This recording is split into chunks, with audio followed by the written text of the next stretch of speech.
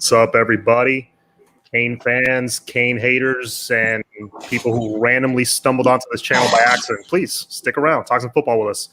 We got we got 2/3 of the Canes unit right now. Our third member, he's on Cuban time. Just kidding.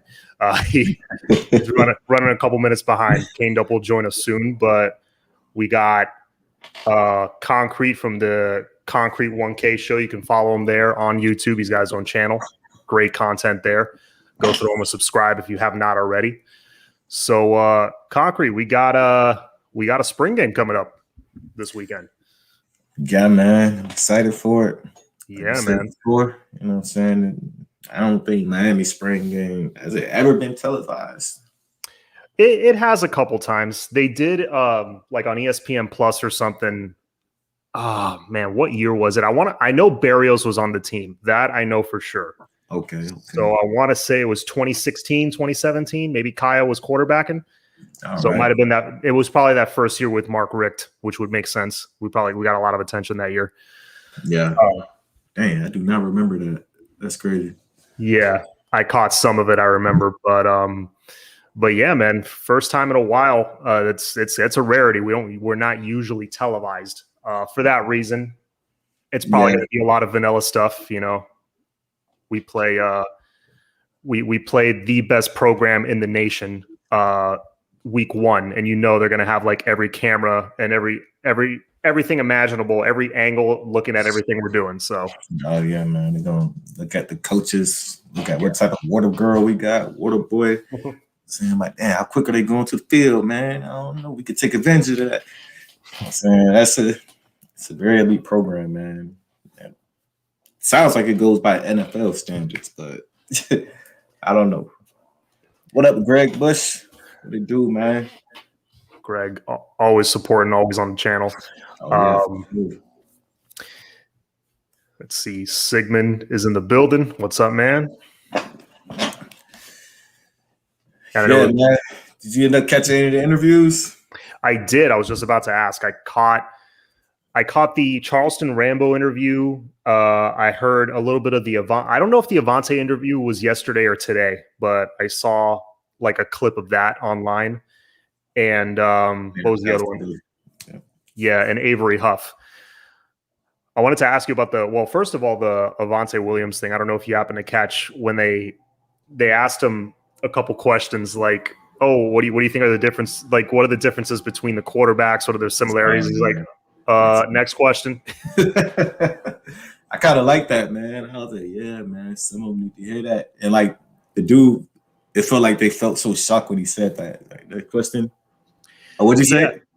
Yeah. They like he's polite with it, though. You know what I'm saying? Like next question. You know what I'm saying? I don't really want to like. He was polite with it, man. But yeah, I could appreciate the realness of him, though. I appreciate the honesty there, and also like he has a mask on. He could be like, smirking under that mask. We don't know. Who knows, man? What else they asked him about his neck injury too? They asked him. What was the other thing they said? Yeah, they asked him about the QBs. And what was? I think it was about why he was sitting out. Oh no, they asked him. Yeah, it was that they asked him why. Why was he sitting out? And like, was it ever a concern that he wasn't going to be able to come back? That was the question. Yeah. And he's like, no comment. Oh man, I love him already. This is my first time ever hearing him speak. Besides when he said he's going to Miami. Yeah, there's no. No, there's no BS with that dude. I like it. Yeah, man, straight football. If we don't got nothing, not a real football question, like just Bill Belichick it, man, get it out of there. Right. So, people they try to make a story, man. I mean, that's what the media does. They try to make a story out of something. It's how they get paid. So it's all about how you handle it. But Charleston Rambo, man, he said something interesting. I don't know if you want to move to him right now, but yeah. Go for it. About them corners, man. I told you my starting two corners is going to be Tyree Stevenson, and I do DJ Ivy in there, man. But everybody's looking at me kind of crazy, but I feel like T-Rob and DVD is going to maximize his potential. And, he's a strong guy, lanky guy. You know what I'm saying? It's a lot that you could do with that. So why not? Yeah. He's going to get a step ahead of Al Blaze because he's not even contact practice, is he? I think he's there. I don't think he's participating in actual football stuff. He's probably just doing some cardio, strength and conditioning, that kind of thing. I think he's not doing any contact stuff. So yeah, man, I agree. I did happen to catch that he mentioned Tyreek and DJ Ivy especially. It looks like those are going to be our two starting corners from what I'm hearing. What's up, Caned Up? What's up, boys? Sorry I'm late. No worries, man. We're just talking about your boy Avante. Yeah, man. Did you happen to catch his last interview when he no commented a couple questions? Oh yeah. I man, I'm real high on that big dog right there. Yeah. I'm real. That's my boy right there. I already knew how you felt about that, man. I was like, this Mike's boy, man. I know he loved this junk. I love that man. I love that guy. I loved it too, man. I became a fan just off of that. Yeah, man. Signal, we will get to that question in a second. But yeah, just to finish up about the interviews and stuff. Yeah, so we were talking about that. We were talking about Rambo's interview. Yes, I did catch, he mentioned Tyreek and DJ Ivy particularly. He picked those guys out that, they're competing, they're making each other better, which is good to hear. All I'm hearing throughout camp is the competition. That's the word I keep hearing brought up. So I'm not shocked that DJ Ivy's the other guy. He's got all the physical tools. He just needed the right guy to coach him, or the right guys. So DVD and T-Rob could help him get to that next level. And Couch I see as a slot corner anyways. But another thing I heard him mention is he mentioned that De'Aaron King is already starting to throw the football. I don't know if you guys caught that. Yeah, yep. Obviously not running around and throwing the football. Right. But yeah, he stands in the pocket and, I guess, or just stands still and just practices throwing to the receivers. That was promising to hear on April 13th. So yeah. And anything else you guys heard? Caned Up, I'm guessing you heard the rest of the interviews. I don't know if there was anything from Rambo's interview or maybe Avery Huff's interview that stood out to you. I mean, I think I just read somebody, Jay Hall just said D. Wiggins took his questions like a champ. I mean, I don't know, man. Like, to me, I saw shakiness there. Personally, I saw some shakiness there, like kind of like real defensive. Like, I delete it. I just delete and then go to the next play. Like, I'm rooting for him again. He's got the size. He can run. Just catch. I need him to catch a couple contested catches. I'll be happy. And then I love Avery. Avery's all football. Like, he's just talking football, man. I really enjoyed his interview a lot. He was, I liked his and Avante's interview. They weren't there to, ha, yeah. They're like football, and more football. And I really enjoyed their interviews. Wiggins, though, I thought was a little shaky. I'm not gonna lie. Yeah, and he mentioned something about the other guys, like, the young guys are like right on our tail or something like that. Yeah, but see, I look at that different. You know me. You guys know how I look at it. Mm-hmm. I look at it like, what do you mean they're on your tail? Like, I wouldn't say that. Look, Keyshawn's ahead of him. And Keyshawn plays his spot. So I'm not saying, look, if Wiggins has a really good spring game, I can see him sticking around because, I think the seniority thing here is still around there, just in my opinion. But if he has another drop in that spring game, he might want to follow Cozy. Right. Just saying. Yeah, he brought up Cam Harris too, man.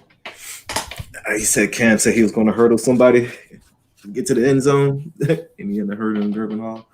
Yeah. No, I mean, look, I'm a Kane fan. I'm rooting for all the guys, straight up, 100%. But I love you guys, but you know how I am. Like, call it how I see it. D. Wiggins needs to show me something. That's all. I ain't mad at you.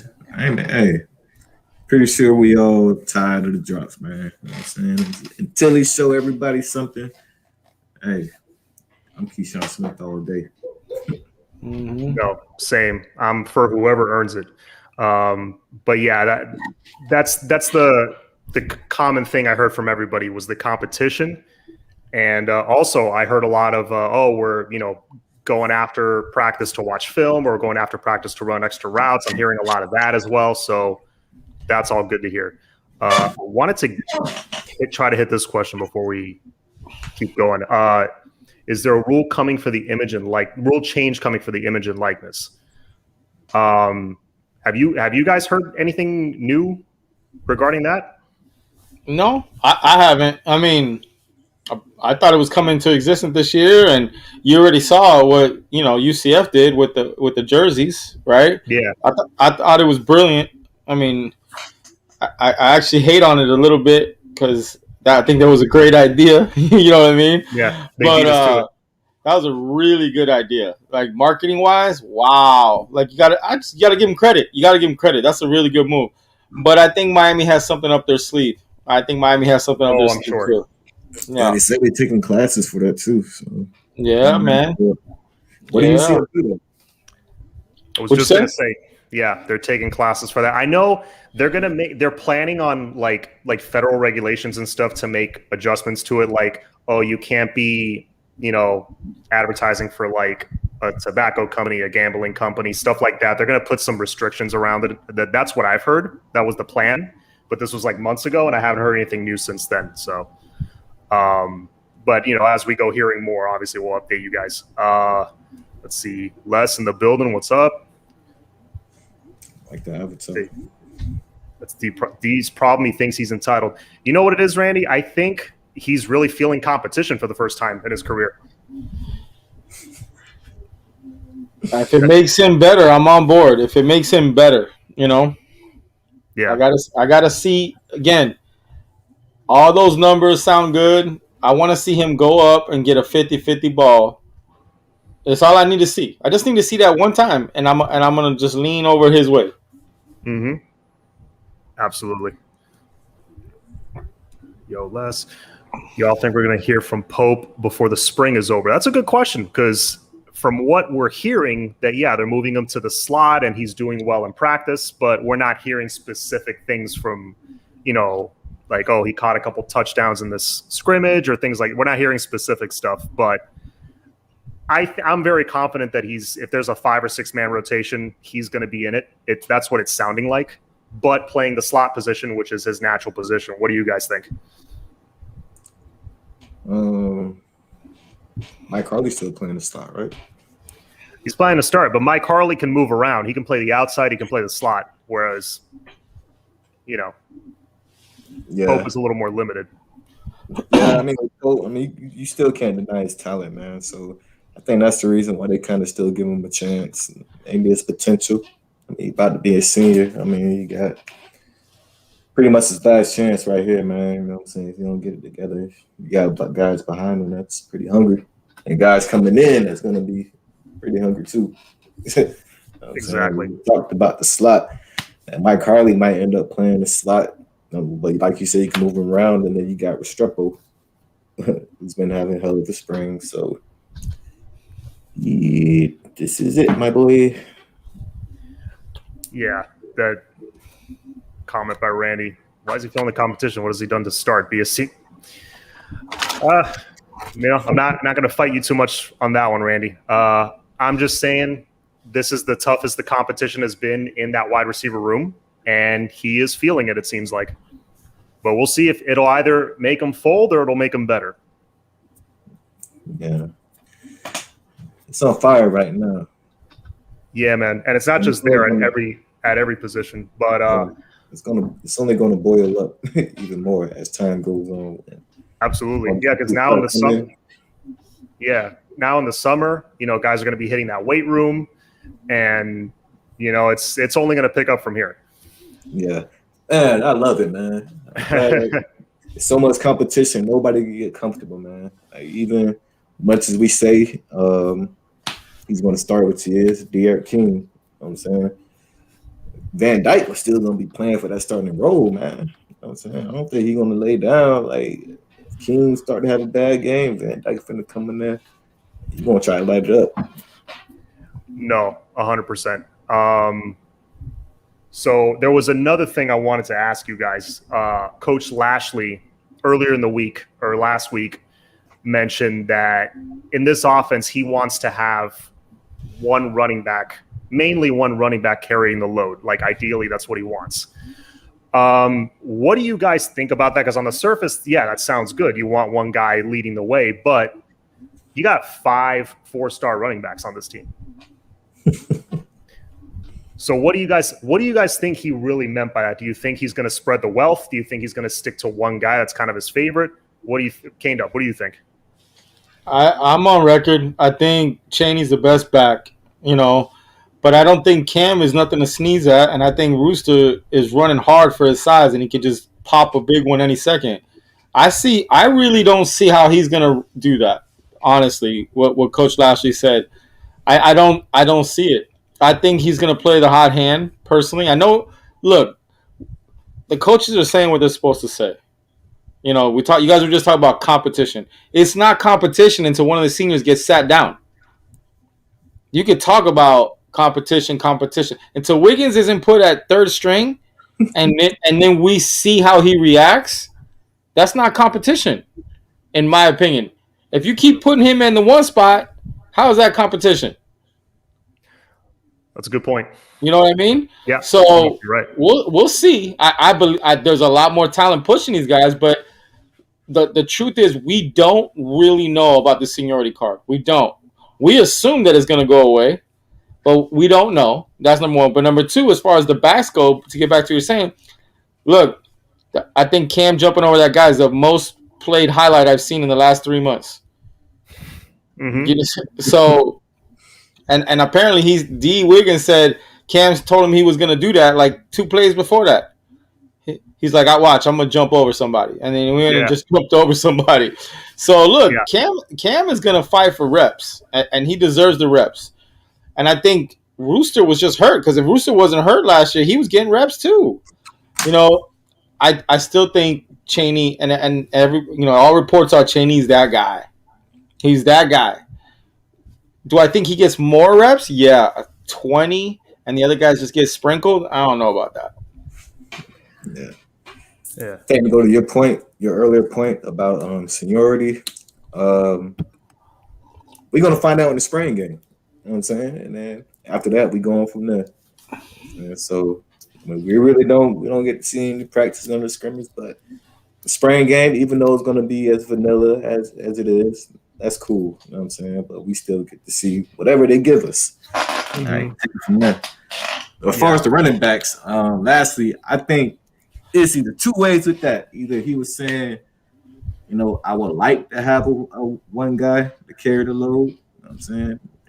You like to have it, but the situation is, I'm saying, it's a good situation in my opinion. But either you're saying that, or you said that to light a fire under all the asses. So I was just about to say exactly what Jay Hall's saying. I think that's more what it was, and I think a lot of coaches have been sprinkling in these comments, like when T-Rob was backing up what Bubba said, that me, Gervin, and Amari are the best safeties, and T-Rob backing that up. Yeah, I think he's trying to keep the young guys motivated, not letting them get too much of a big head, thinking they're just going to walk in and start. No, you're going to have to fight for that. That's the whole point of spring. Let's see. Your boy Conman says, or he asks, my question is, who's going to be the opposite of Corey Flagg at linebacker? I'll give you my quick answer. I think starter. I think it's still going to be a portal guy, but it's very much a relief to hear that there's a guy in Avery Huff emerging that might steal some snaps from that starter and give us some depth. But ultimately, I think it's going to be a portal guy with some experience. What do you guys think? I agree. Yeah. And then just from what we've been hearing, you know what I'm saying, I'm assuming in the spring game is going to be Avery Huff. Mm-hmm. You know what I'm saying? So if not, the portal guy. I think if we can get the guy we want in the portal, it's over. But It's Wayman Steed and Avery Huff, and right now Steed is ahead. But Huff is making grounds. Huff is getting. He even said, "I'm getting some reps with the ones." Primarily with the twos, and the guy in front of him is Steed right now. Gotcha. Yeah, that's what I think. And if it's the guy that you're thinking, because I know we've spoken, if it's the guy you're thinking in the portal, I agree. It would be game over because he's so talented. Let's see what we got. As much as I hope he does well, I'll be very disappointed if I hope Wiggins start. I think that's Greg. I think you're saying what the whole fan base is saying. We want to see someone new. Smith and Rambo should start. There you go. Remember, Knighton started the Duke game. I think he was going to be RB1 before he fumbled and got hurt. Refresh my memory. Did he start? Because I remember he fumbled and got hurt. That I remember. I don't know if he started. I can't remember. I would lie to you guys. I mean, that game looked like we were playing against a high school team. Really did. So I don't remember.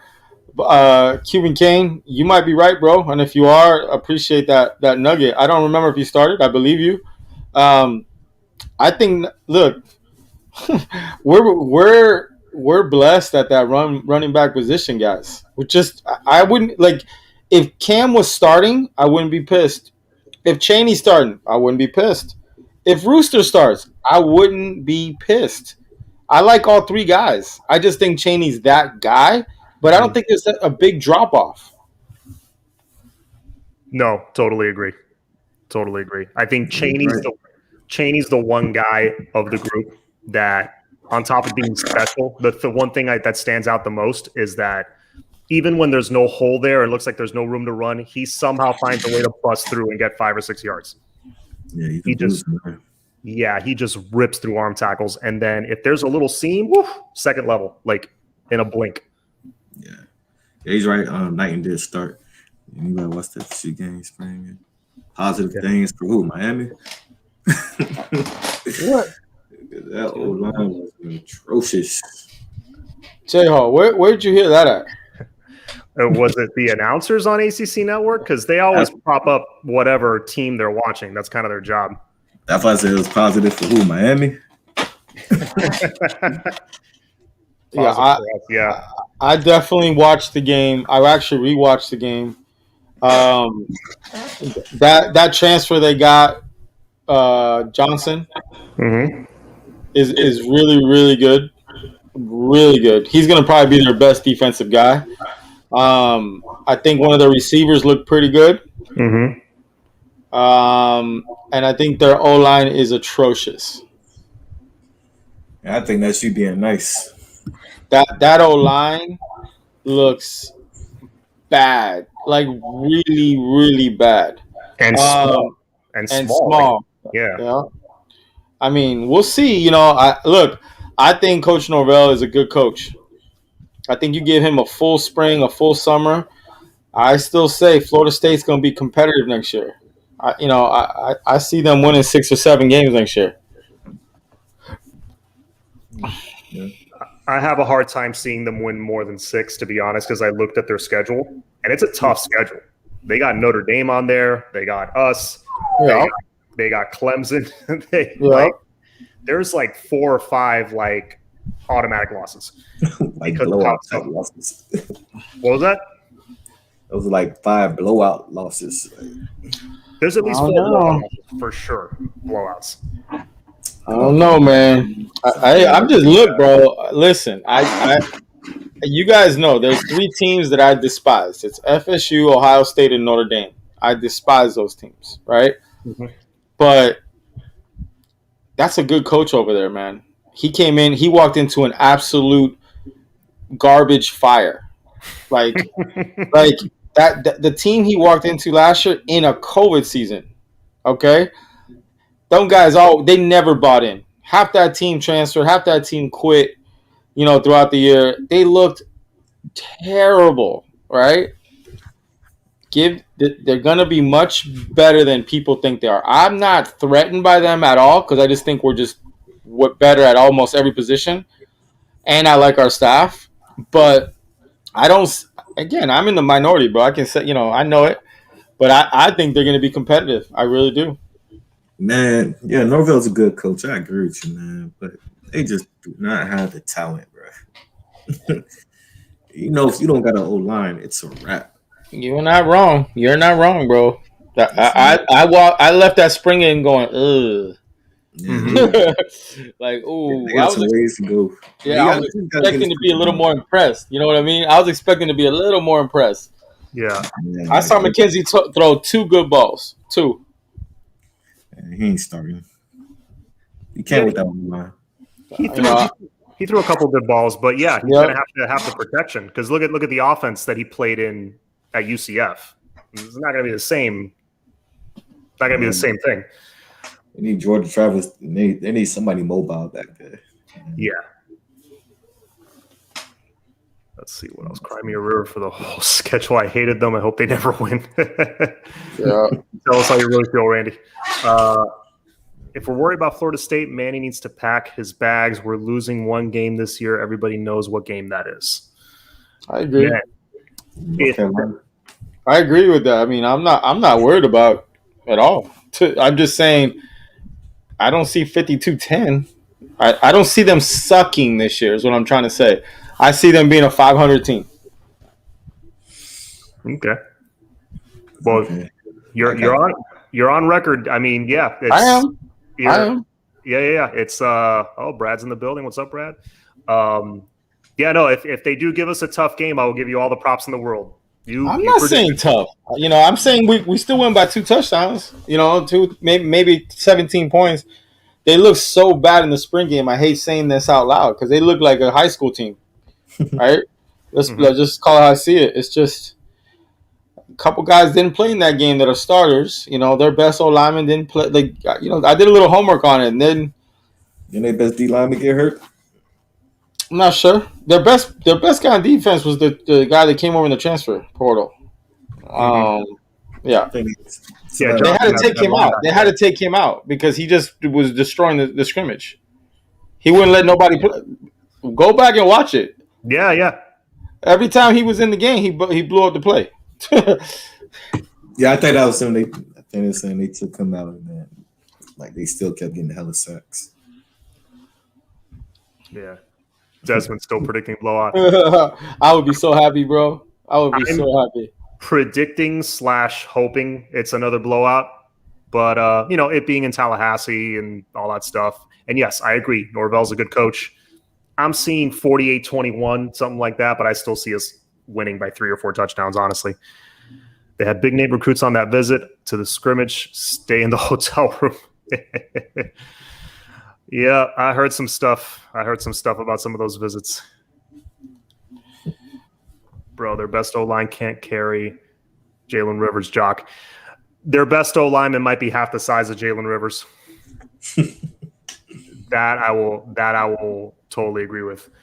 All right, so we got the spring game Saturday. Do you guys think we're going to find out anything about this team that we didn't already know, or maybe that we suspect but we don't know for sure? Or do you think we're not really going to come out of that game learning anything? It's just going to be a lot of handoffs, a lot of vanilla stuff, pretty much same old.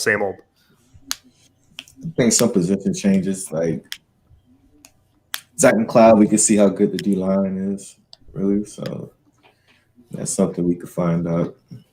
I don't know if I've seen, was it the scrimmage, man? I want to give your boy credit, man, Jafari Harvey. He looked like he kind of walked down Rooster from the back. So that boy, yeah, he's gonna be special. But I think we're gonna find out what this D-line is made of, at least. I would be, I think there's certain guys just fighting to figure out if they're gonna stay or transfer.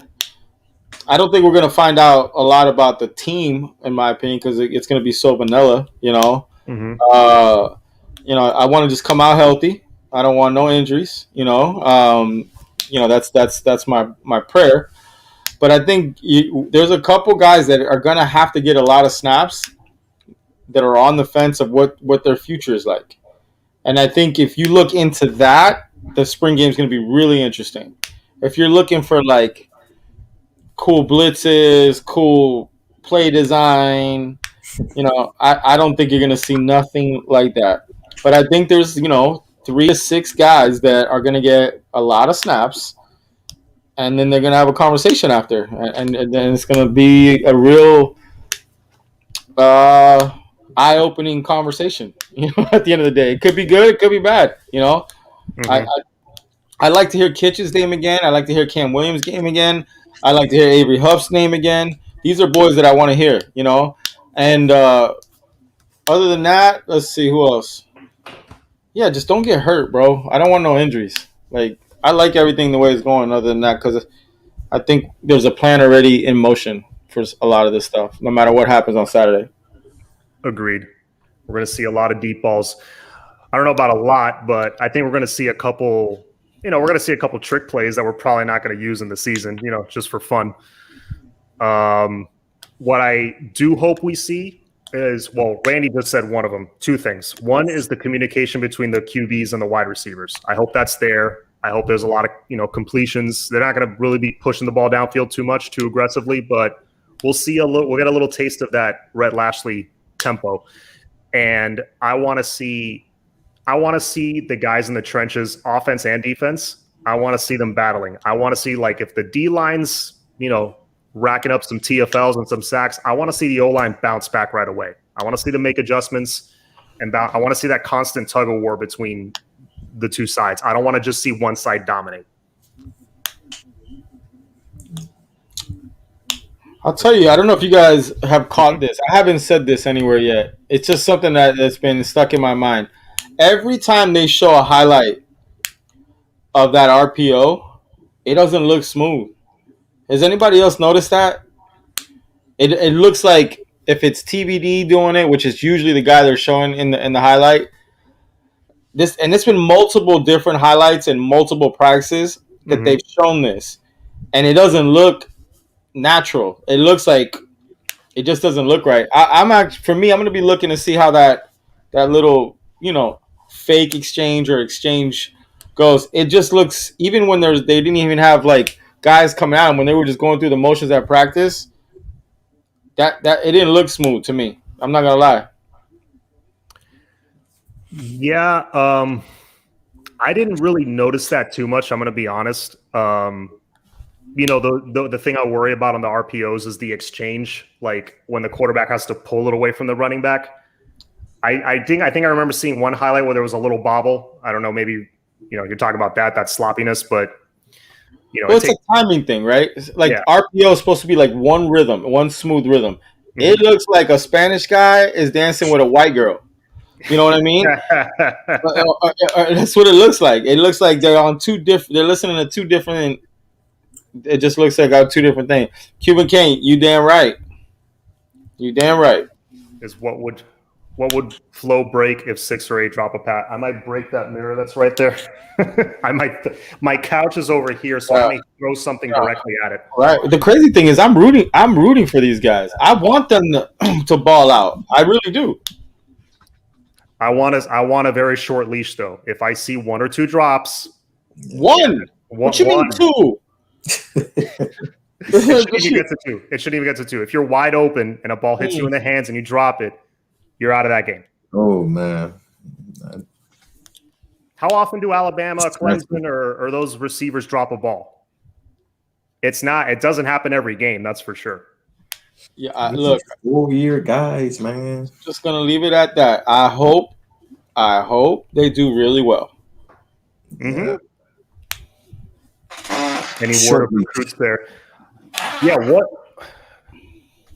Yeah, because, like, the reason Norvell had so many at his spring game was because, he found a loophole. It was open to the public. It was a genius move. But it looks like our spring game's not going to be opened up to people. For whatever reason, I think they're just keeping this really close to the vest. I don't know if you guys have heard anything different, but that's what I've heard. No, I think I think you're right. And also the Rivals camp is this weekend too. Right. So they're all going to be there. Yeah. I want to see who the first group O-line is. Desmond, I think it's going to be left to right. Zion, Jalen, Gaynor, and then Donaldson, and then probably Scaife on the right.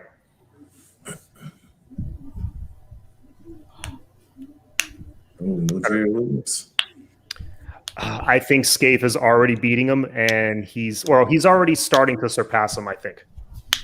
That from what I'm hearing, that's the feeling I get. I think he wins the job from him by the time the season starts for sure. Well, there goes one of your seniority issues if that happens. Well, Scaife is much better at tackle than he is at guard, so I'm fine with the position. I'm fine with him shifting over and going back to where he's good. I really hope the coaches give some of the deserving young guys some burn with the ones and twos. That's what we're all hoping. Yes, sir. It's your boy Comment. I know it doesn't seem like much, but I want to see whoever receiving the ball on kickoff returns catch the damn ball.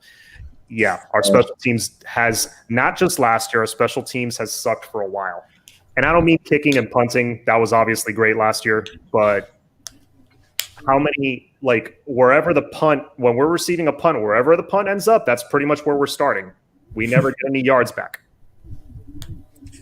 I think it's going to change. T-Rob's involved now in that, so we'll see.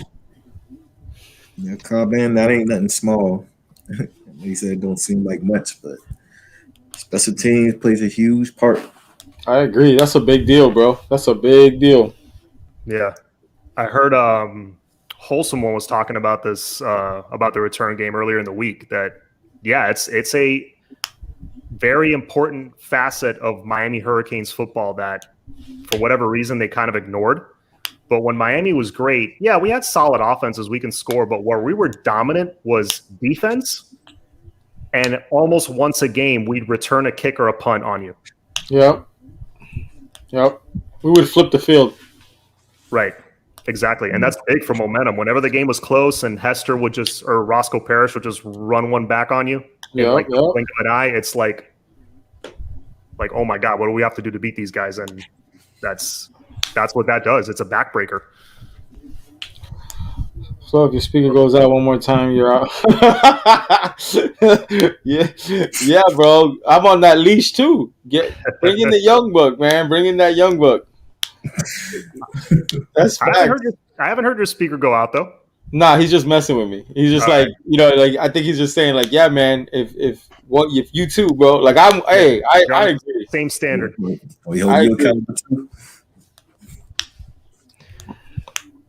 Let's see what else. All right, so we got the spring game. Oh, recruiting news. I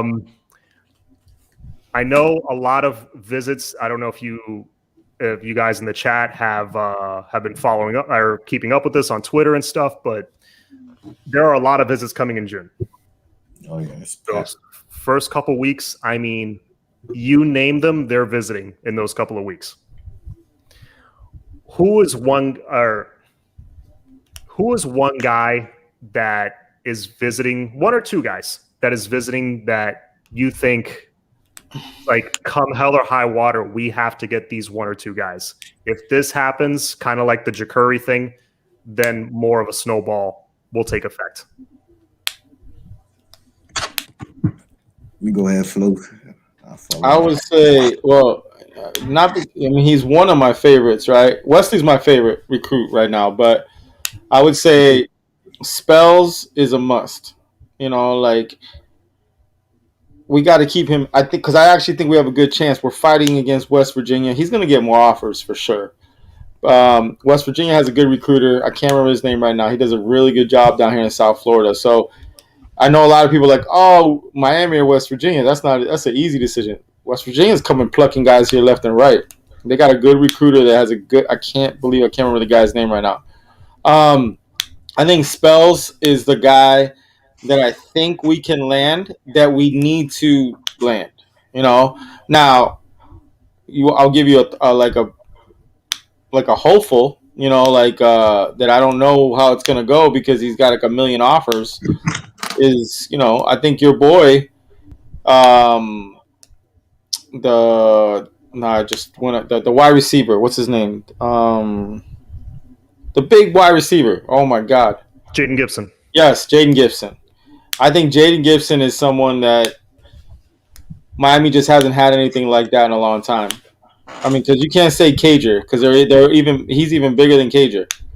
You Mhm. know, I think we just haven't had a body type like that out there, and I think that would be a really interesting get. I just don't know where we're at with him currently. I wouldn't say we're a favorite, but I think he's someone that we may be able to, you know, with a nice barbecue or a nice visit, you know, get the chatter going. I'm not listen. I'm just gonna go.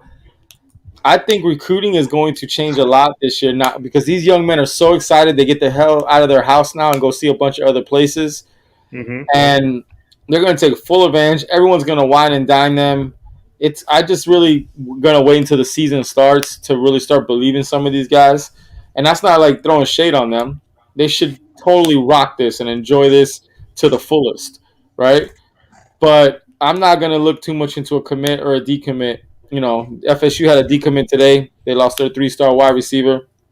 Um, and I mean, he's probably going to end up being a 4-star. He's legit. So what? You know, like they're going to get a lot more decommits, in my opinion. You know, I I know Miami's taking the slow mo approach, but I still want to wait until you know November or October, November-ish to get a little excited on certain recruits. You know, that's just where I stand on it. Yeah. I think Kamari Rogers make a big difference. You know what I'm saying? Just due to the fact that he's out of state talent. You know what I'm saying? The guy's gonna see that like, damn, he boy from Mississippi, you wanna go down to Miami? You know what I'm saying? And I think he'll have that snowball effect, kind of like we feel like Corey Brown is. You know what I'm saying? Corey Brown's in Georgia. That makes it even better because it's hella talent up there. You know what I'm saying? I'm pretty sure he's linked up with a lot of other top guys. You know what I'm saying? In the state of Georgia. But I think Kamari Rogers here could possibly have the same snowball effect. Yeah, man. I think Wesley is that guy that can cause that snowball. Just like Kane Dub said, he's my one. I mean, there's a lot of guys. There's like 6 or 7 that I would like. Man, if we get him, oh my god. But if I have to pick one, like gun to my head, I would say, man, if all else, get him. Yeah, bro. Please get him. And another guy that's starting to become my fan. I don't think he's going to be a 3-star recruit much longer. He's starting to become another favorite target of mine is Jordan Allen. I think he just fits that defensive scheme perfectly. And I feel pretty good where we're at with him. Cuban Kane, this is a good question. Could T-Rob develop one of our DBs into a first-round pick? If so, who? I'll give you mine really quick. There's 2 guys that I think could, like their ceiling is, maybe sneaking into the first round if they have a great year. There's 2, Tyreek Stevenson and Bubba Bolden. Bubba Bolden's got to correct some things with his tackling, but if he does that, he's got everything else. What do you guys think? Man, I want to say Tyreek Stevenson too, man, but I mean, former 5-star athlete. I'm gonna go with you on Bubba Bolden, and I'm gonna take the easy way. I'm gonna just say James Williams. So you're thinking eventual first-round pick. Yeah. He didn't say who. He didn't say from this. He didn't say what year. Yeah, he didn't say what year. So I'll say if it's this year, I'll throw a curveball. I think DJ Ivy. Ooh. Okay. Bro, NFL scouts love him, bro. Mm-hmm. I'm just being real. With me? What'd you say? I said you on the DJ Ivy train with me? I got him started. I got to tell you, man. I'm hearing some good stuff. So am I, man. He had the one clip where DVD's doing a little celebration dance with him in practice. It was DJ who ran stride for stride with somebody. I forgot who it was. Went up and got an interception, and they celebrated. So that tells me that maybe he's turning around and looking for the ball. If DJ Ivy can learn to find the football consistently, then yes, sky's the limit for him. That was the one big glaring thing missing from his game. That and tackling a little bit, but that was like the whole defense. Yeah, I think out of all the guys we have, that he's the one that has a chance to benefit from T-Rob the most this season.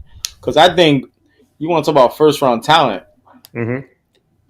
They get to be with T-Rob all this year, and then next year, my guy Avante is going to be a problem. I think no, I'm just calling, dude. Hey, James Agreed. Williams is going to be a problem. Mm-hmm. Like you could be around, man. T-Rob's a great coach.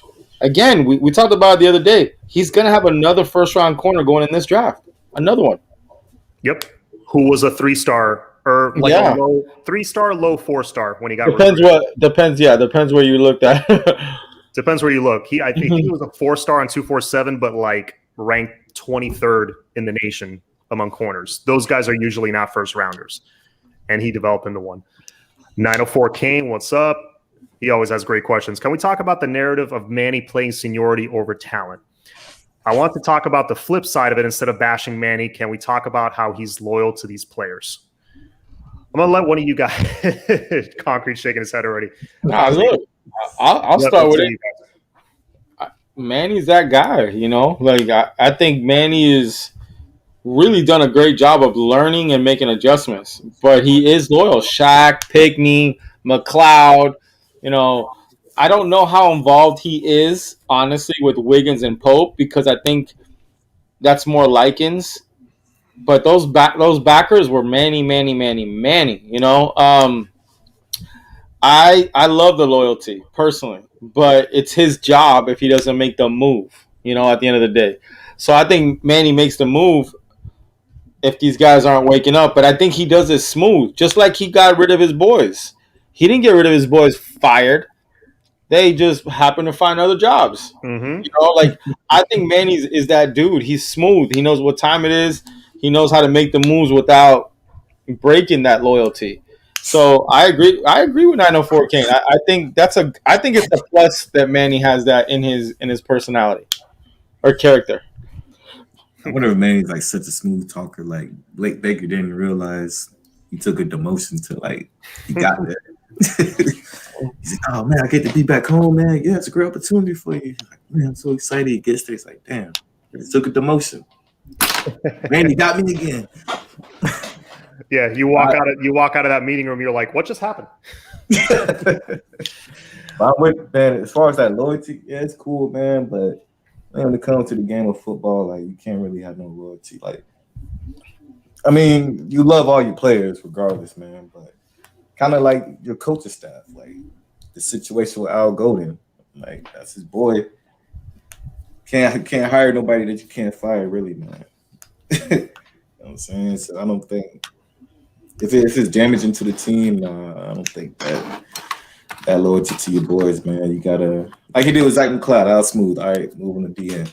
All right, you got a better chance of playing that. Probably got a better chance of putting up better numbers and seeing the field more. Cause I just didn't. If he stayed at linebacker, I just couldn't see him started, no matter who came in. Yep. Yeah, I'll give you my quick little take on it. I think in certain situations, the bashing him was warranted. And I think in certain situations it wasn't. For example, Hope and Wiggins dropping balls. Redding and Smith weren't getting enough playing time. That's cut and dry. Yeah, that was a mistake. They should have gotten more playing time. The linebacker one was kind of a weird one because it's like, yeah, Corey Flagg should have played more, but he was on the COVID list.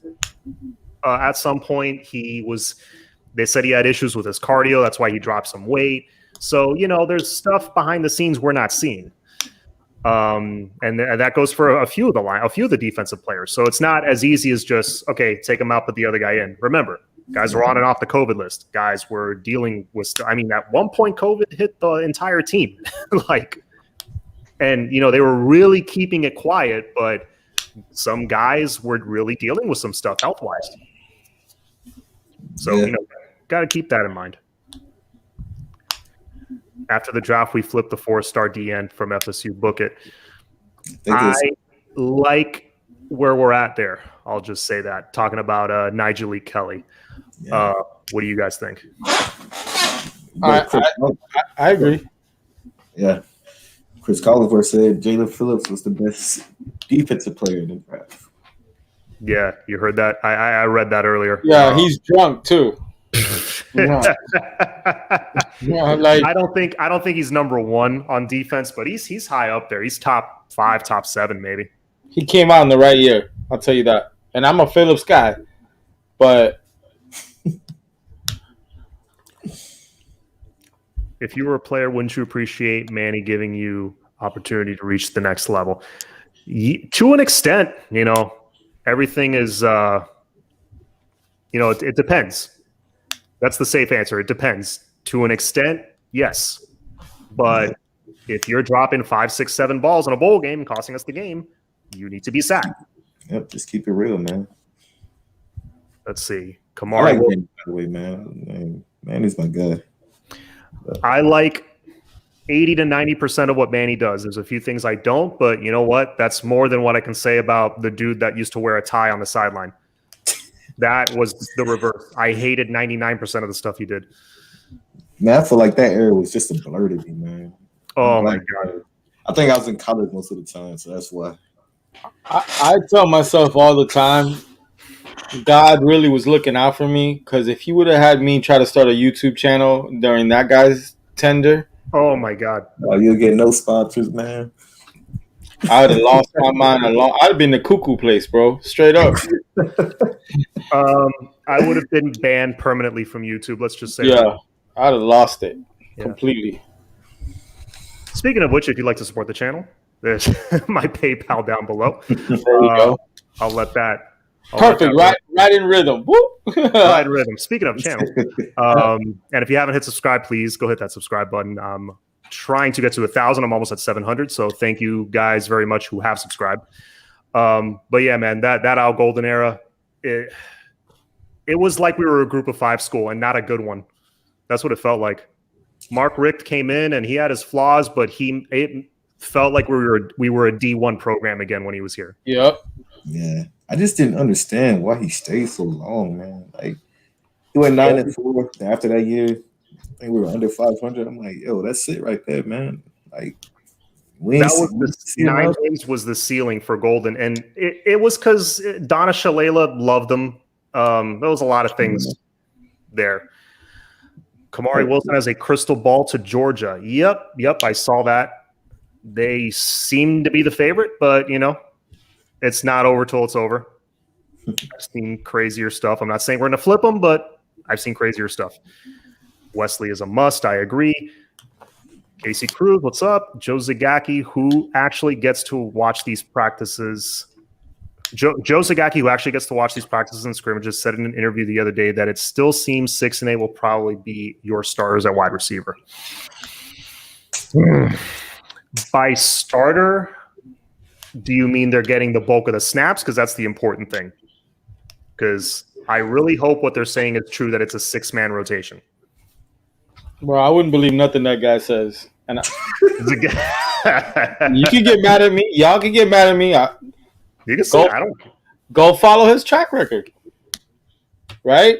You know how we are with the players, right? What do I say? Tape doesn't lie, right?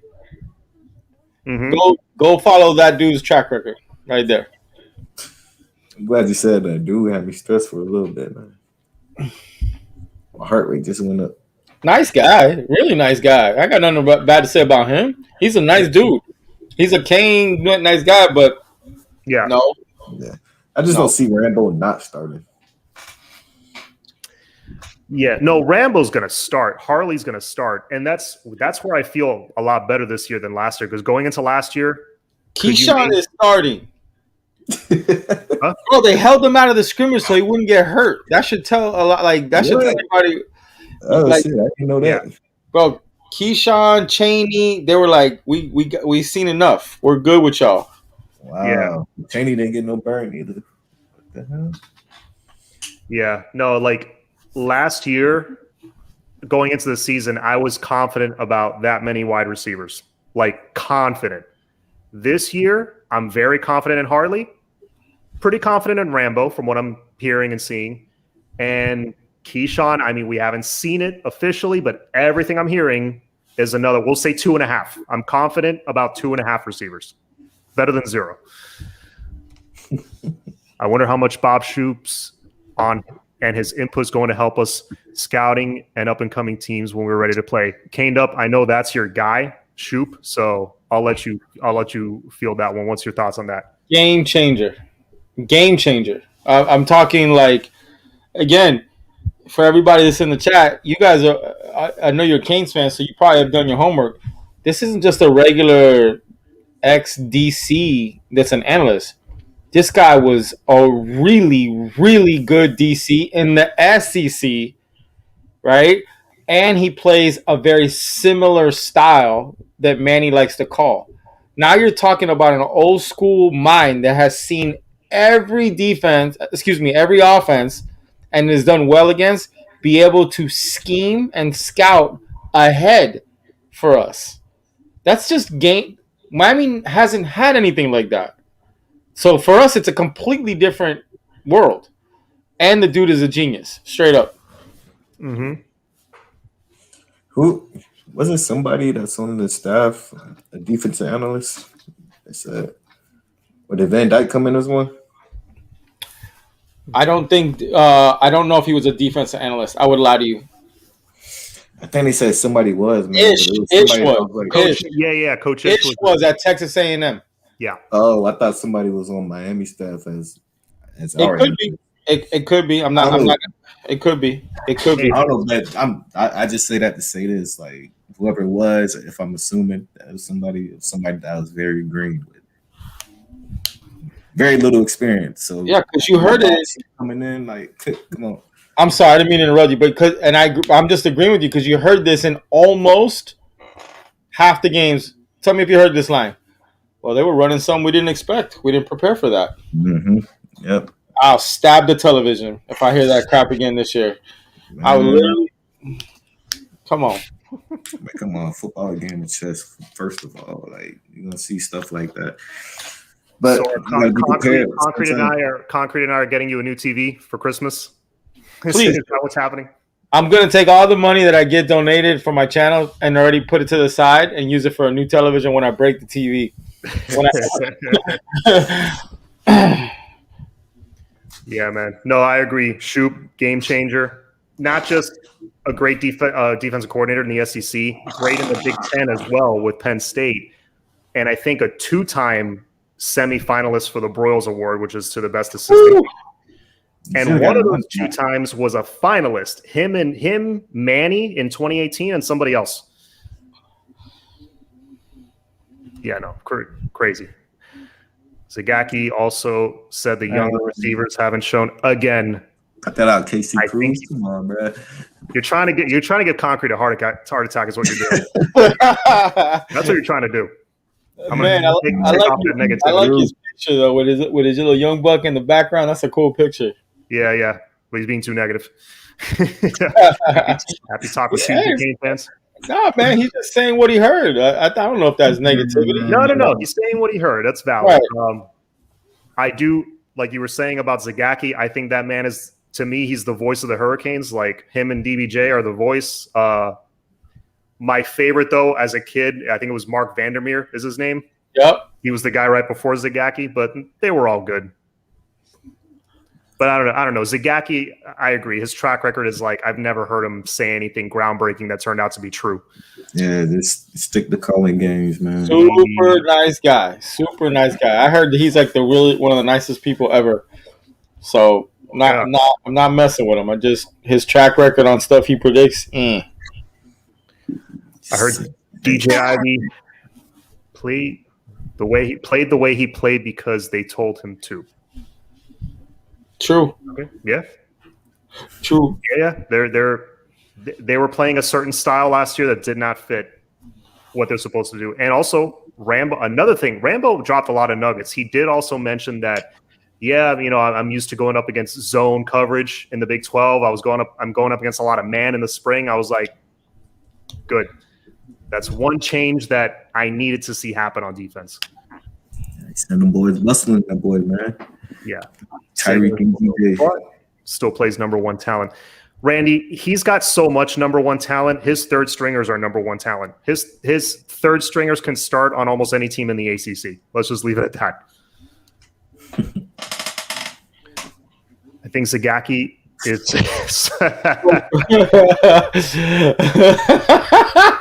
can't stand his softball approach in his interviews. He refused to ask tough questions. Hey man, he worked at the school, man. You gotta. He's a nice guy, bro. He's a nice guy. I just don't know. Yeah, I don't know.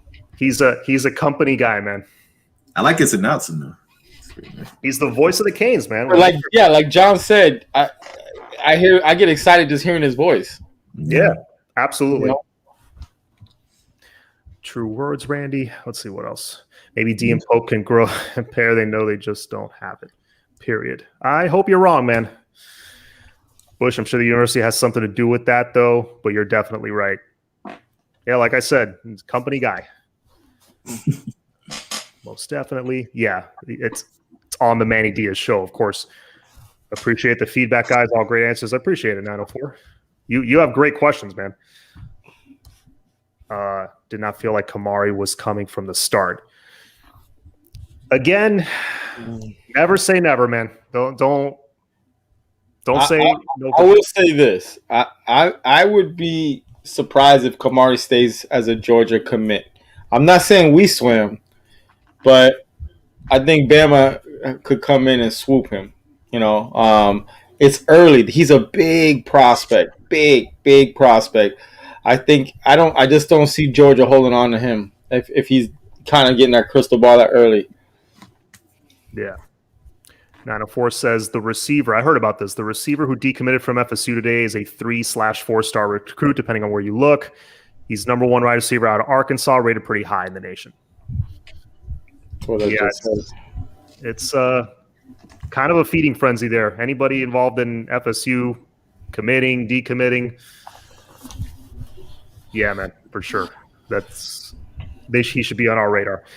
If you think about it, Jimmy or Butch, if you couldn't cut the mustard, you rode the pine point blank, they were going to put the best player on the field. Yeah. I have no argument to that.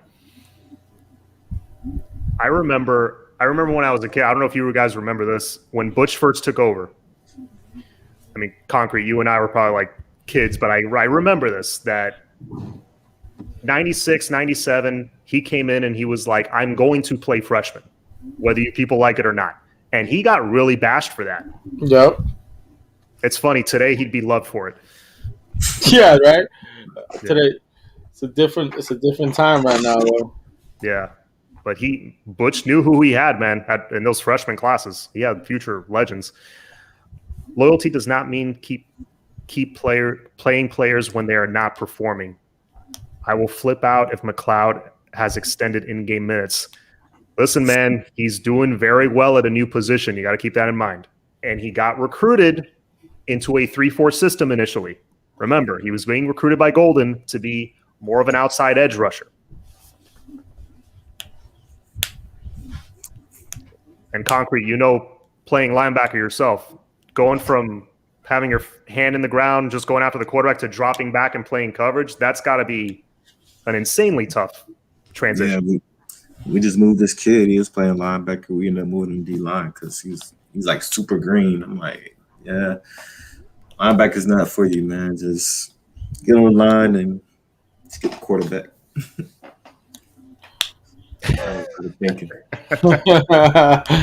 Oh boy! That's not enough for two. Too many drops, Randy. That's funny. What does it matter if opponent runs something UM hasn't seen? UNC ran the same play over and over again for 700 plus yards. Manny D needs to do a lot better. Well, yeah. I mean, we have. I don't disagree with this comment, but it's a completely different. Everything's different. The coach that runs the D line, completely different. The scheme is different, and the person that's calling the plays is different. And some of the personnel will be different. So, I can't use even our wins, not just our losses, but even our wins last year. To me, you can't really talk too much this year about them. You're gonna have a different. Everything's different, meaning as far as like scheme wise. Remember, on the offensive side of the ball, Coach Lashley was very vanilla last year. We had two freshman running backs. We had receivers that couldn't catch. We had a tight end that couldn't stay on the field. You know, we had a makeshift offensive line that was about average, which is better than the year before, right? Defense, we're in zone 70% of the time. Our linebackers were atrocious. Our corners couldn't find the ball. I mean, I think if we are to lose to UNC, it will be a different way.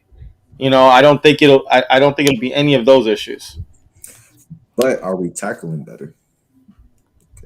That's kind of why we lost to UNC. Just couldn't tackle for it. I think I can't argue that our tackling was atrocious. I just want to see what's happened when we don't drop in zone and let them run every single play they want. I want to see what happens when we put 8 or 9 in the box. Yeah, and then stand right in front of their wide receiver and be like, I'm right here. I want to see how pretty that quarterback really looks, and let's see what they do. They got a great staff over there. I'm not taking that away from UNC. right. I just really like us a lot better this year than I did last year. Yeah, man. I mean, you just really quick look at the coaching staff. Last year it was Baker, Banda, Stroud. Now it's T-Rob, DVD getting the credit he deserves. Yeah, Coach Simpson. Itch, Simpson. It's night and day Bob different. Shoop. It's completely different. Yeah, I agree. Yeah. Yeah, my bad. By starters, I meant still ahead of some of the young guys that we've been playing that we've been playing are better. Again, hopefully, yeah, I see what you're saying, Casey. Hopefully, Zagacki was incorrect. With NIL, 5 stars can take the McDonald's bag, commit, and transfer if they get lied to or feel homesick. They can do that now. I'm seeing how to word this. I almost said it. I was like, come on. It happened a lot this year in the transfer portal. That already. Yeah, definitely. Yeah, with the NIL, I think the difference is they won't feel like they have to take that McDonald's bag to go to a state they don't want to live in for 4 years. That's the difference. 904 Hurricane. I really appreciate seeing old school Canes who have all the knowledge and experience in history without being delusional about the team where we are today and what it takes to win now. Thanks, guys. Yeah.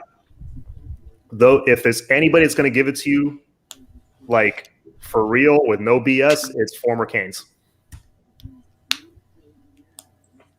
Sorry. No worries, man. Couldn't believe what I was here. Yeah. McLeod was recruited by Golden. I thought it was recruited by Dennis Erickson. Oh, that's a good. Where's all about the U83? I just realized. Probably taking a night off. Probably. Yeah, he needs to rest at some point. Well, Greg is filling in for him tonight and giving us that funny stuff. Yeah, man. Recruited by Erickson. That's funny. There he is. That's so funny. He had us on in the background and then he heard his name.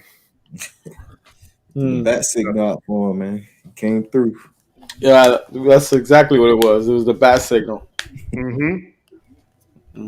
That's how you throw up a bat signal. Instead of that, it's a 53 up in the sky. Yeah, DeAndre Jordan's back in, man. Yeah, man. DeAndre Johnson. Yeah, he's saying Jordan. No, that's cool. DeAndre Johnson. He's back in. Like I said the other day on our show on Sunday, like it's nice to hear someone else's name aside from Zach McLeod. We heard some stats thrown out there for Cam Williams, and I think Chance also, because you know how sometimes you look online and somebody posts extra stats. I heard Chance had a few tackles and a few hurries. I think E-line is going to be very much a problem this year.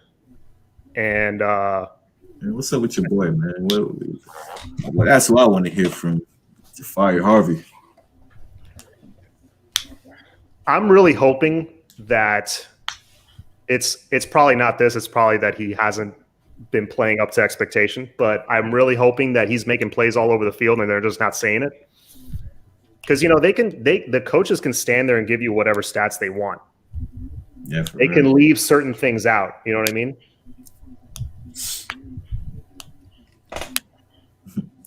But I did. TBD threw for 130 yards. But we're going to leave out that he all of that was going deep dive. Well, Caned Up, you did something on your channel where you added the two games together, that TVD, which basically would amount to like a full 4-quarter game. Exactly. 23 of 32 for 300 something yards and 4 touchdowns. Yep.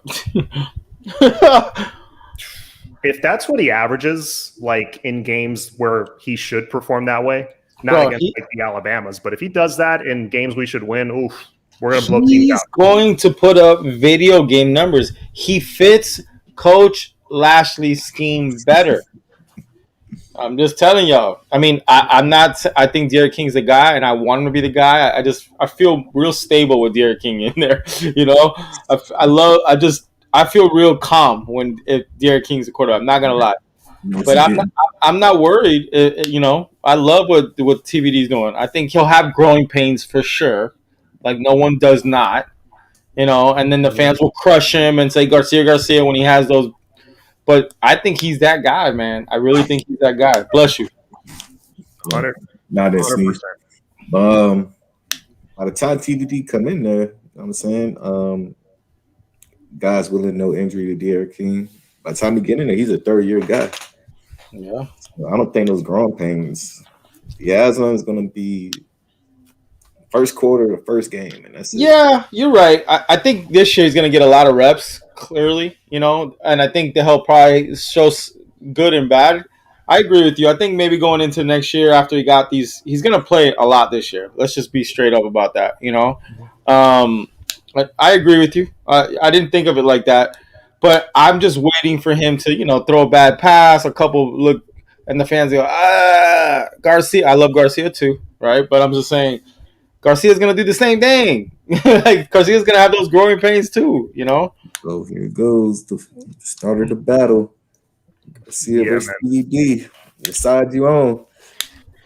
You guys think realistically in today's college football, Miami can get back to the point where they're so deep at the position that it's just, okay, this guy graduated, this guy went to the draft, okay, next guy, and the next guy's already like a redshirt sophomore or a junior instead of, you know, oh, this kid's a freshman, but we don't want him to leave, so we got to start him now. Do you think it will ever get back to the point where it's like, you're a junior, okay, it's your turn. Goes to the draft. Okay, you're a sophomore, it's your turn. If we're winning, yes. Sorry, go ahead, Concrete, my bad. I was going to make it quick. I think it was like that. I think it's been like that for the D-line. To an extent, yeah. Especially with the interior, at least. You know what I'm saying? The guys who were seniors, they got their burn. They did their thing. You know what I'm saying? We was able to put different guys in there. Red shirt, Gregory Rousseau. Yeah. What were we going to say, Caned Up? Okay. I think if we're winning, averaging 10 wins a year, yes, we can do that because they want to stay to a program that is going to go to a bowl game, is going to win and put up video game numbers. I believe that if we're winning averaging 10 wins a season, we can do that. Yeah, because that's what we did back in the day. Obviously, that was a different time. That's 2021's it's a different animal, especially with QBs. But if you're winning, I think you can, because it's just different when Miami's winning. I mean, you felt it for a few weeks there in 2017. Like, we were the talk of college football for a few weeks. After we beat Notre Dame, it's different when we're winning, man. It's good for college football, and I think you could tell a Ja'Cory Brown to sit for a year or redshirt and not be scared about him leaving. And if he does, we got another 5-star right behind you. I think the system is quarterback friendly. I think that position we're going to be loaded I think it's back to staying loaded because of the scheme. That scheme is great for guys to come in and put up those numbers to get a chance to go to the NFL. Yeah, man. All about we beat Notre Dame. Sorry, it's been 87 years. Yeah, 2017 feels like a long time ago, man, for sure. Yeah, that was magical indeed, man. Oh my God, that was the loudest I heard that.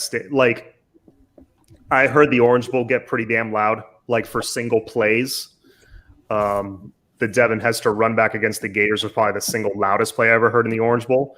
But in Hard Rock with the roof, with the canopy, that was the loudest sustained crowd noise for a whole game I've ever heard in my life. Listen, went to that one, man. I ended up going to the Florida State game, which is a heart attack and a half. He said heart attack and a half. Yeah, man, that was a real deal. Yeah, because you went to the one on the road that we finally broke the losing streak against them. Yeah, man. We had Miami fans screaming at Florida State fans, like talking shit to their face. I'm like, man, I couldn't believe it. I was walking around the stadium for like 30 minutes. Like, man, it's been like an eternity, man. What the hell? Yeah. All right, so we'll be on for like another 10, 15 minutes, field more questions. There was something I've been meaning to ask you guys for the last few shows. I've just never been able to – we haven't had a chance to bring it up. But I've always wanted to rank the 5 national championship teams because I was thinking about it the other day. I heard somebody talking about it online, like where does the 91 team rank? Where does, the 87 team rank? Because I sat there and was like, man, 01 is obviously number 1, but it's so tough after that. Like if you had to rank the 5 championship teams, like where, like worst to first, like how would you rank them? Can I cheat? Like look up you could. No. I mean, I know the years. I'm saying, I actually think the team that lost in Ohio State is better than like 3 of the teams that won championships. Yeah, I think the 2000 team was probably better than. I was gonna say 2000, 88. I think, yeah, the year of the Cleveland Gary fumble in Notre Dame. I think that team was better than like 3 national championship teams we had. 86, same thing. But if we're just ranking the 5 championship teams, man, I would have to say, That's tough, man. That's tough. It's so tough because we were so on top for so long. It was just cranking out first rounder after first rounder every year. There's teams that just 87, 89. That's a tough one between those two. Mm-hmm. Right? Yeah, no, it's really tough. I would say 83 would be first. 83? Yeah. I mean, not to say that they were bad, obviously, but Howard Schnellenberger was an amazing coach, and they just didn't have the first round talent that 87 through 91 had. They were beating people with like innovative scheme and pro style offense that nobody had ever seen. Everybody's running the wishbone. So I think we caught people by surprise in 83. So there's them. And then I would probably put 91 next. I'm with you. Yeah. Because, man, from like 86 to like 90, no one was beating us. And if we lost, it's because we were beating ourselves. That D line was stupid, bro. Bro, insane. Let's see what EJ Rod says. 1 to 5, 01, 91, 89, 87, 83. Man, you just went in chronological order.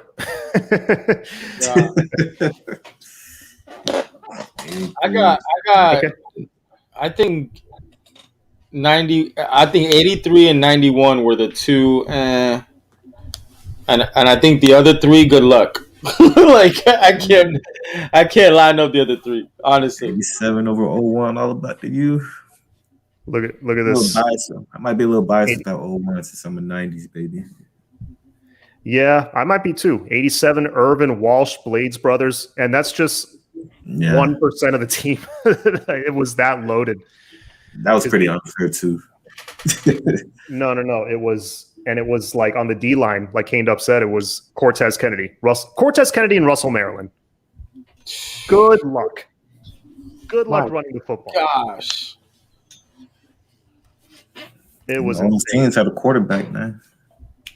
Jerome Brown, man, those '80s teams were just stupid, bro. Ridiculous. Because those wishbone offenses, they would come into the Orange Bowl like Nebraska. I like his list. Damn, you would have 87 over 01? Yeah, I don't know about that. I like his list though. I like his list. Yeah, I definitely agree. I would put 83, 91, and probably 89, but I would flip 87 and 01. Any Jimmy Johnson team. Good point. Man, because we talked about it before. If Howard Schnellenberger stayed, we would have won so many national championships. If Jimmy Johnson stayed, oh my good God. He would have been saving. Oh, my. Yeah, absolutely. That would have been great. Nobody had a rapport with the players in like the Dade County high schools that he did. I mean, he would have locked that down for many, many, many years, as long as he wanted. Nobody's touching him, man. Losing to Florida State with Jimmy Johnson, cut it up. No. Yes, 87. Just think of a dogfight. The 87 team beats the 01 team. I don't know, man. Do you remember that 01 offensive line? With McKinney, Bibla, Romberg. Yeah, but that 87 D line was no joke. That'd be a cool matchup to see, actually. That O line against the 87 D line. That would be the matchup. McKinney was a beast. Like man. All time. Yeah. He was a freaking nature. Do you remember? This is one of my favorite memory of him. We're going into the Syracuse game in 01, and Dwight Freeney, who is an all-time great pass rusher, going to the Hall of Fame. If he's not in the Hall of Fame already, I think he might already be. I'm not sure. But first ballot Hall of Famer in the NFL. Was leading the NCAA in sacks at the time, and he swore up and down the entire week. They got it in the Herald that he is going to get the first sack on Ken Dorsey that year. Or he was going to get the first sack off of Bryant McKinnie. Bryant McKinnie held him to not just 0 sacks, but 0 tackles. Just completely erased him. He was that dude, bro. That type of mindset, though, man. Like, he knocked out Shannon Briggs at a club. God. What? I was not aware of that. Oh, former heavyweight champion of the world. Yeah, I know Shannon the Cannon Briggs. Yeah, McKinney knocked his ass out. At a club. This was like a long time ago, or yeah, like probably when he was in the NFL. I think it was around the time he was at school. Damn. Come on, somebody in the chat that's from Dade County. Y'all know this story. Help me out with the timeline. Yeah. What's that guy doing in college, man? What do we have to do? What do we have to do to get Lane Kiffin to the U? Have a disaster season, which is not going to happen. Hopefully. But yeah, I would not mind. I would not mind that guy here. Let's see. Greatest young player. Great. Oh my God, that's an argument that's going to go on for eons. The greatest UM player. I think it's. I'm probably always going to say it's Ray Lewis. I'm gonna go with Reed just because his overall body of work. Ed Reed, yeah. And his game, he's a 50th senior, man. Like, you can tell he really loved Miami. Come on. Yeah. I need someone in the chat to help me out with a timeline on that knockout. Someone will come with it for sure. Cut it out. I was about to you. Come on, bro. That's what I said. JJ was the first black head coach. You know the player's so good. Jimmy Johnson is the greatest coach of all time because he did it in college and the pros. He's up there, man. Wow. I mean, that's a good point. That's a valid point. That's a valid ass. That you can't argue that. That's not many guys have done that. How many guys have done that? I don't know. Cowboys. You think all they have is 5 championship rings?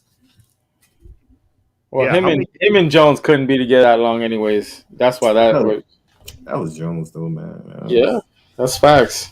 He wanted to be the main star. Yeah. But Dan, you know what? Dan Morgan is a valid argument because in 2000, the year he switched to middle linebacker as a senior, he won the Bednarik Award, the Butkus Award, and the Lombardi Award. I think he won every award you can possibly win as a linebacker. He had a stupid season in 2000. His sophomore year was ridiculous too, wasn't it? He got like over 100 tackles.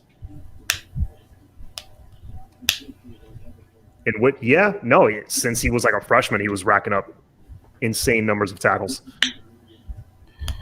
Zach McLeod, we knew that was coming. Let's see. I'm tired of hearing that 2013-2001 debate with FSU. It's got to cut it out, man.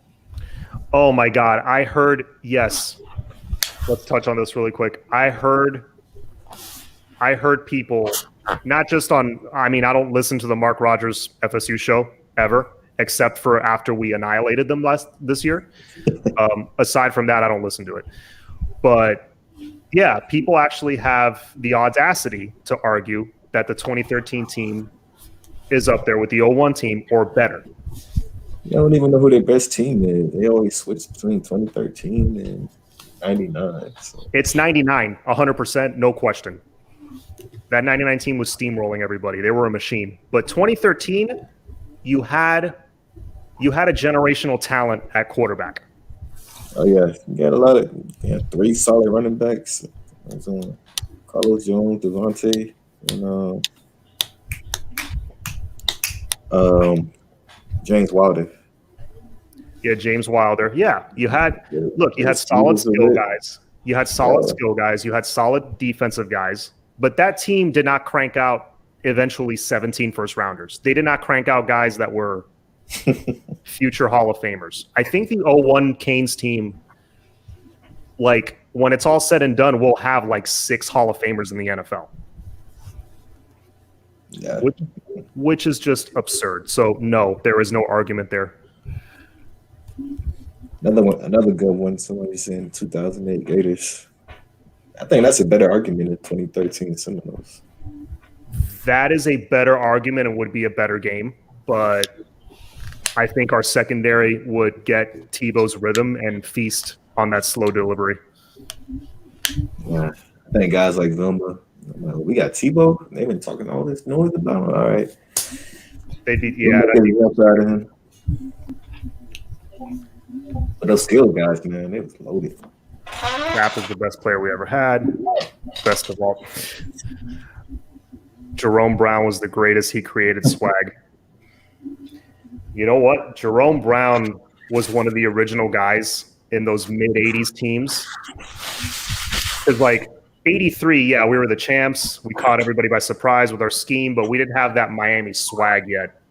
Jerome Brown was one of the original guys. Like, that dude was just scary. The thing about Jerome Brown that gets me is if you hear about the other greats that were back then talk about him, it was like they were saying it wasn't even close how much better he was than guys that we would think are like unbelievable.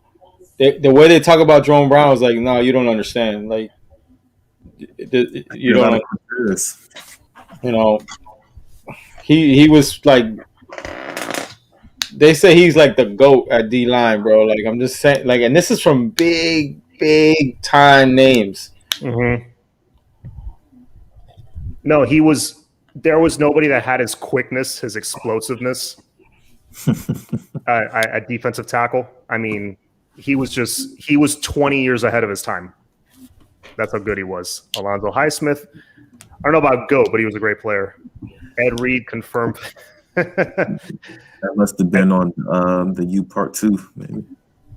Maybe it was one of the deleted scenes. I mean, shut up, bro. Like Ed Reed was involved. Yeah, it was all at the club, right? Yeah, man. Yep. But yeah, we're coming up on an hour and a half, boys. Anything else you guys wanted to add? I think we're going to be taking a break from the Tuesday night Canes unit since spring is this Saturday.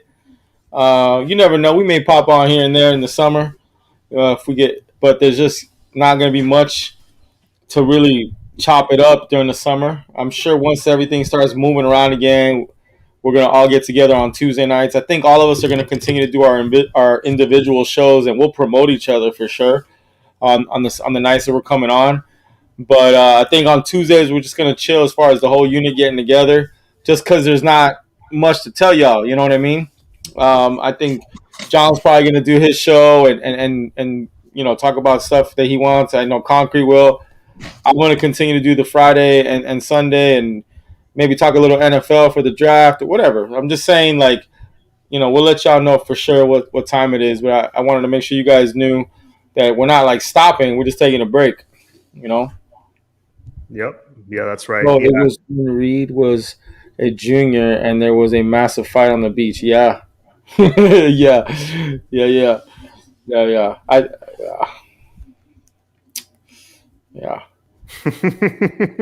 Mm-hmm. Yeah, I love those stories. They're hilarious. Yeah, so Kane upset it. We are going to be taking a break. I love talking Canes football for hours as much as the next guy, but when you're struggling to find shit to talk about, it becomes awkward. A lot of awkward silences. So we don't want that. We'd rather take a break when it gets closer to the season. August around there, fall practice starts ramping up. Then we'll really have a lot to talk about because then we'll have a better idea of who's starting, who's injured, who's not, who's all that stuff. So it's going to be fun. And yes, we will be doing our individual shows. I will be going solo very soon. We'll let you guys know when that'll be, like what day of the week and all that stuff. Let me just say this. You will have no shortage. If you're a Canes fan, of every night of the week, you'll have something to watch. Yeah. And believe me, we will do everything we can to entertain you guys because we know the off season is long and boring. So with that, we'll say goodnight to you guys. Please follow Caned Up, Miami Flow. That's spelled Miami FLO. Actually, you see it right there. Miami Flow Football is a little Cash App thing. Go follow him on YouTube. Go follow him on YouTube, Twitter, Instagram, everything. Concrete 1K, right? That's the name of your YouTube channel. Yeah. All right. Go follow him there. Give him a subscribe. Please go in, like the videos because there's that word again, algorithm. It helps. And yeah, just keep supporting us any way you can, even if it's just with a like. We appreciate it. We're gonna watch the spring game this Saturday, and give you our thoughts after. As always, all about the U. Good night, everybody. See you next time. Good night.